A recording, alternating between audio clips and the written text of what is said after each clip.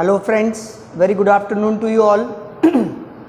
I am Purushottam Patel, director of birds and Bloom school Gursarai. और हम लोगों ने अभी YouTube चैनल अपना स्टार्ट किया है और जिसका नाम है BNB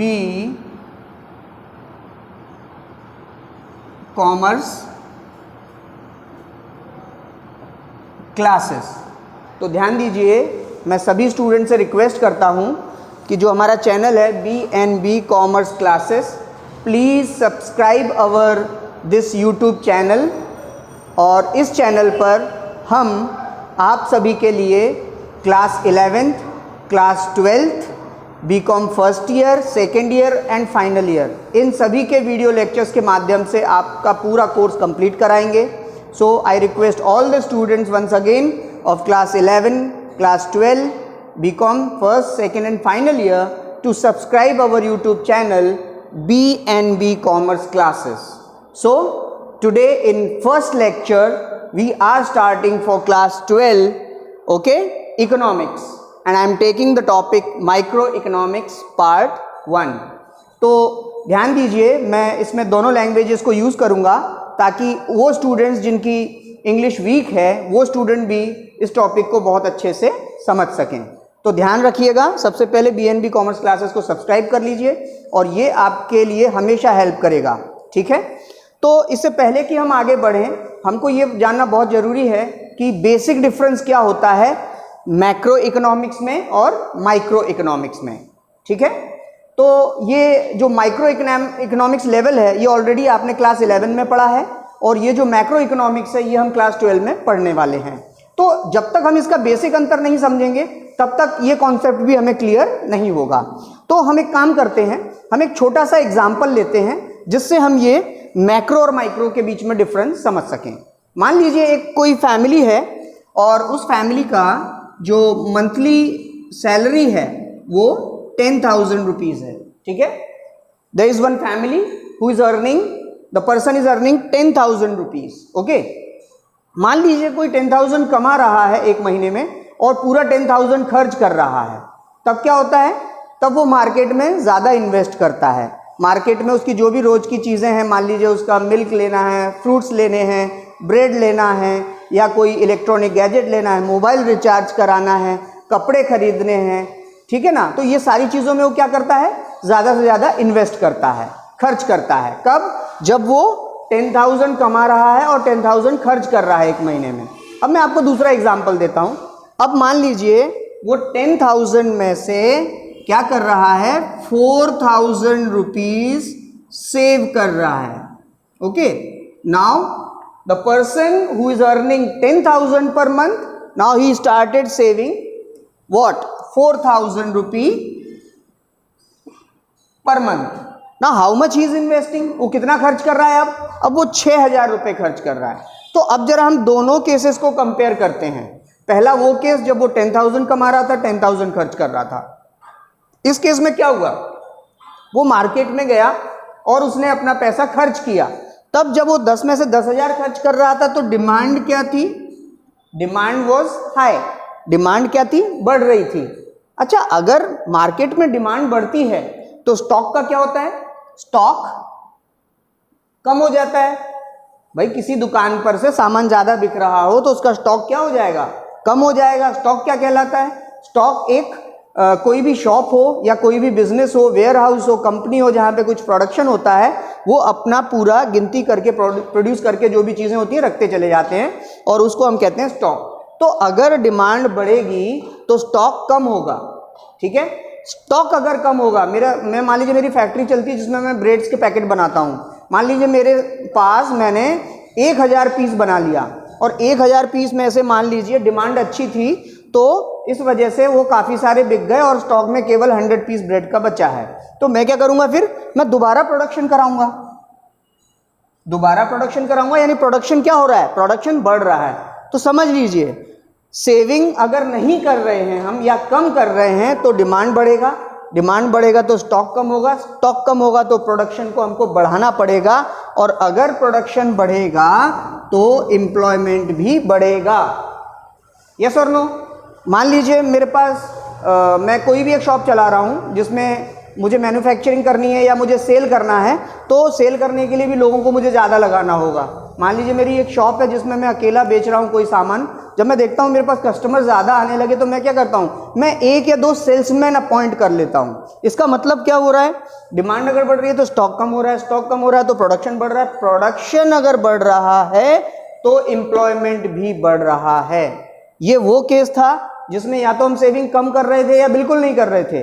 अब मैं उसी व्यक्ति का कहता हूं कि जो 10,000 कमा रहा था, अब वो सोच रहा है यार अरे लेकिन अगर मैं बीमार पड़ गया तो मेरे लिए खर्च कौन करेगा, या मेरे पीछे कौन देगा मुझे अगर मैं 2 महीने के लिए बीमार हो जाता हूं। सपोज ये जो लॉकडाउन पीरियड अभी आया, तो लॉकडाउन में जिन लोगों ने सेविंग की वो लोग सर्वाइव कर रहे हैं, क्योंकि वो जो पैसा था वो सेविंग किया हुआ आज वो खर्च कर रहे हैं। लेकिन अभी इस केस में क्या हो गया, ये परेशान हो सकता है, अगर इसका जॉब चला जाए तो और ज्यादा परेशान हो जाएगा, ठीक है। लेकिन अब दूसरा केस वो है कि 10,000 में से उसने 4,000 रुपीज बचाना शुरू किया।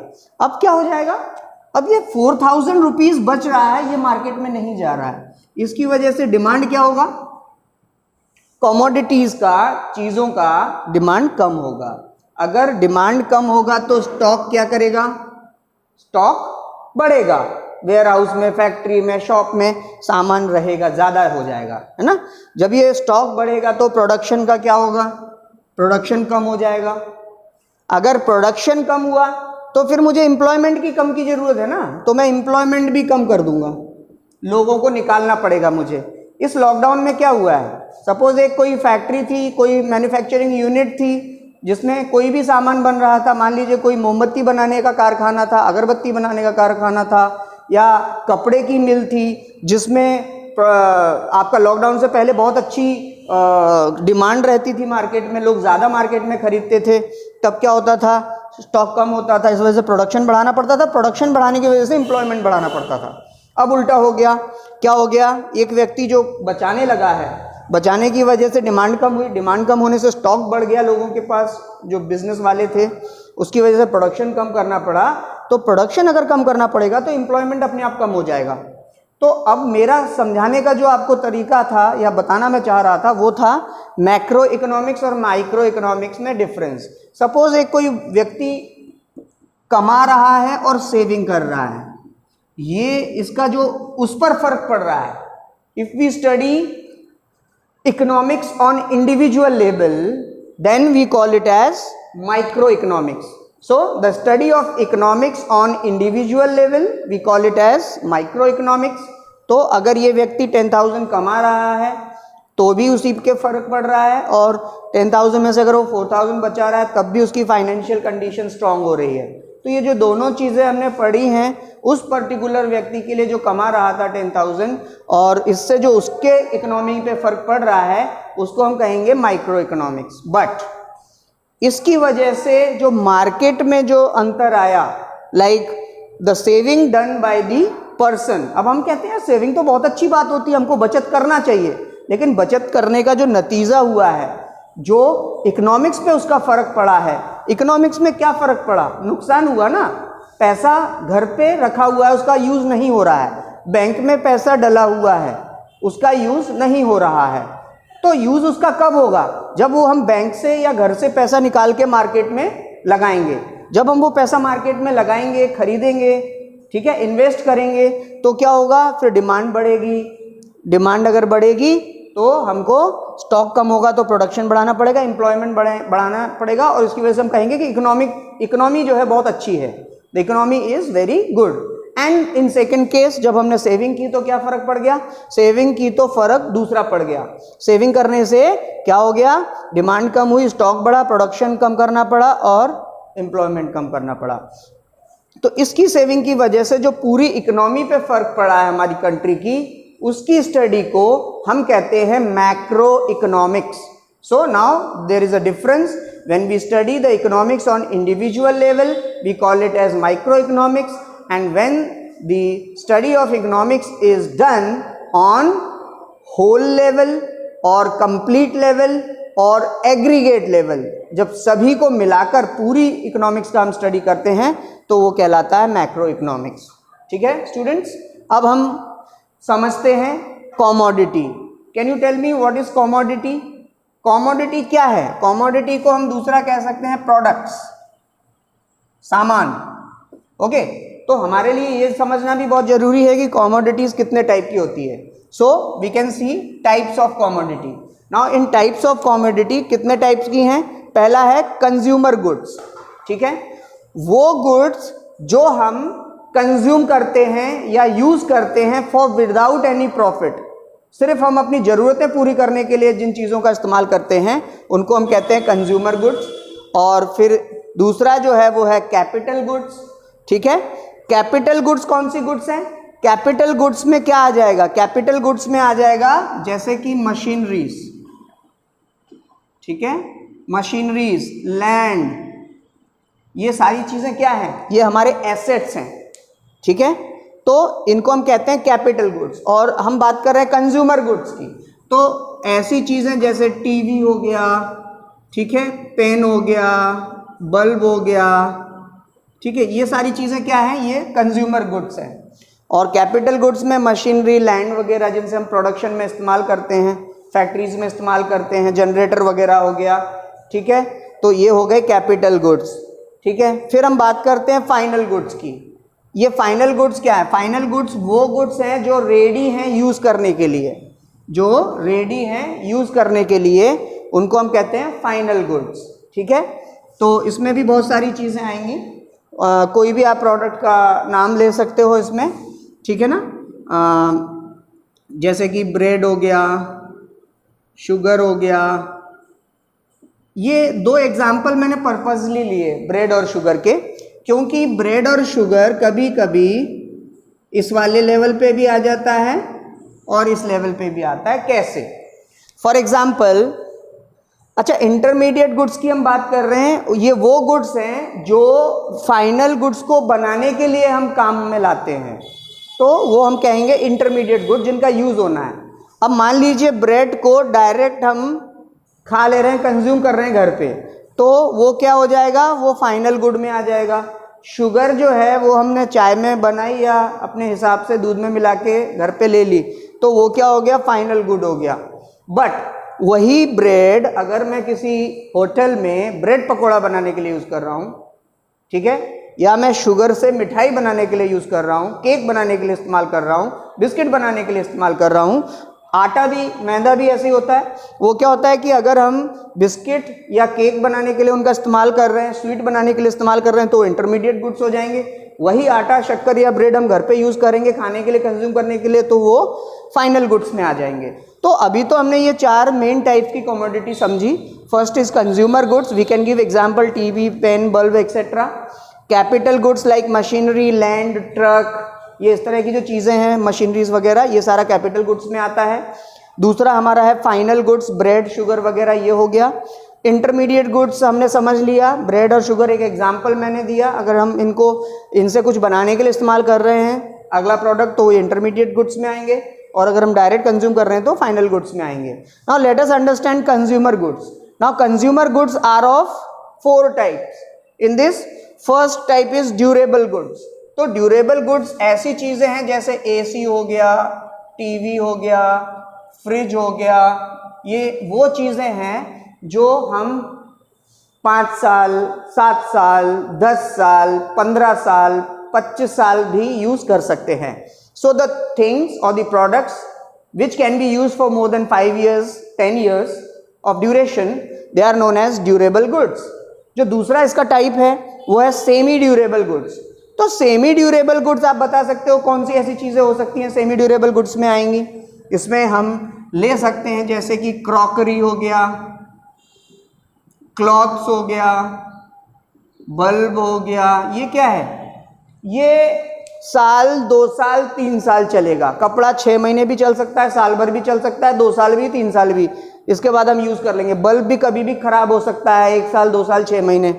क्रॉकरी, हमारे घर में किचन में जो बर्तन होते हैं, चीनी वगैरह के या बर्तन जो भी हैं, तो वो क्या है? ये सेमी ड्यूरेबल गुड्स में आ गया। मतलब 1 साल, 2 साल, 3 साल चलने वाली चीजें सेमी ड्यूरेबल गुड्स में आ गई। नॉन ड्यूरेबल गुड्स को हम और क्या कहते हैं? हम कहते हैं कंज्यूमर गुड्स, मतलब नॉन ड्यूरेबल कंज्यूमर गुड्स। तो ये क्या हो जाएंगे? इसमें गैस हो गया, पेट्रोल हो गया, मिल्क हो गया, ठीक है, शुगर हो गया, ये कैसी चीज़ें हैं?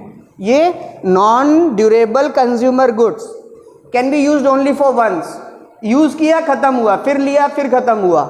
मतलब घर में हम सब्जी लाए, हमने पकाई, ख़त्म हुई, हम फिर लेके आए, तो ये जो चीज़ें हैं ये नॉन ड्यूरेबल कंज्यूमर गुड्स में आ गई।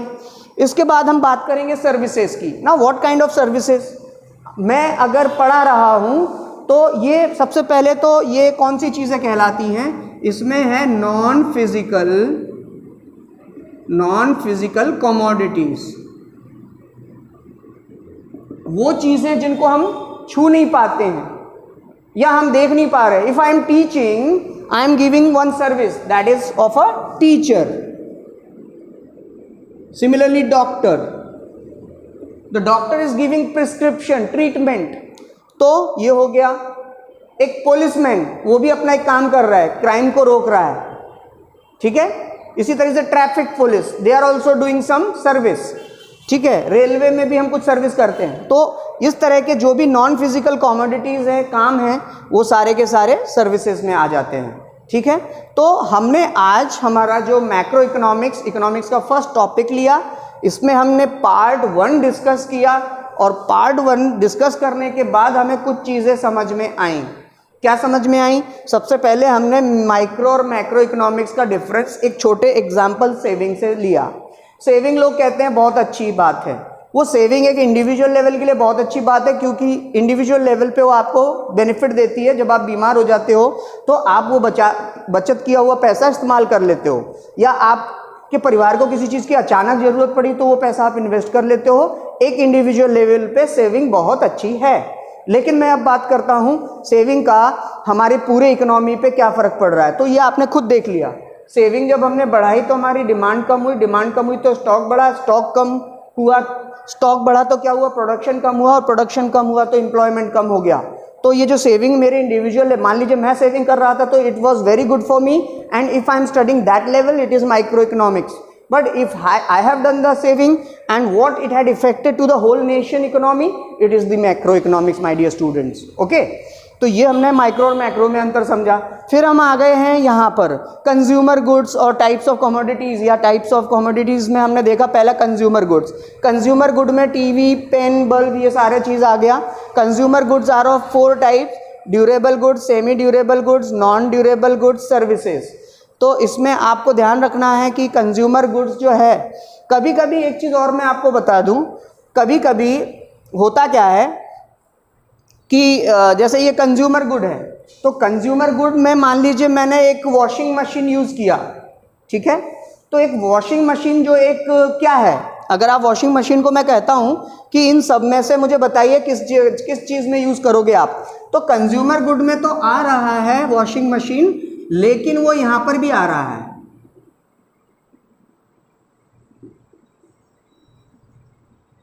सपोज करिए आपकी लॉन्ड्री है और लॉन्ड्री में आपके कपड़े धुलते हैं, या मान लीजिए आपकी एक सीविंग मशीन, सिलाई मशीन है, तो सिलाई मशीन जब आप घर पे यूज कर रहे हो तो कंज्यूमर गुड है, ठीक है।